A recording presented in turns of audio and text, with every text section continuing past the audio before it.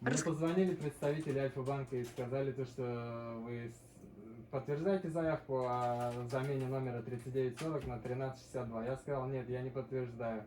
А перевод денег на сумму Елисеевой, там, какой-то женщине, в сумме 6500 вы подтверждаете? Я сказал, нет.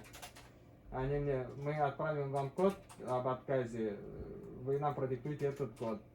Я им продиктовал этот код, а потом мне уже звонят другие люди и говорят, что на меня сейчас оформили кредит. Типа никуда не звоните, туда-сюда, с вами свяжутся. У нас сейчас возбуждено уголовное дело, у нас здесь работает полиция. Типа вот вы уже 10-й человек, кто нам обратился вот с таким вопросом. И никому ничего не говорите, вам деньги придут на счет. Потом мы с вами свяжемся и досрочно погасим кредит. Потом минут 5-10 спустя звонит мне с номера телефона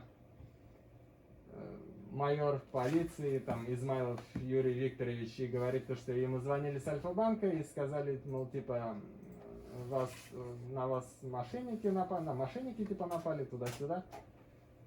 Продиктовал мне мои все паспортные данные этот майор, сказал, чтобы я никуда не звонил, никуда не обращался. Он решает этот вопрос, типа, опера, следователи уже работают.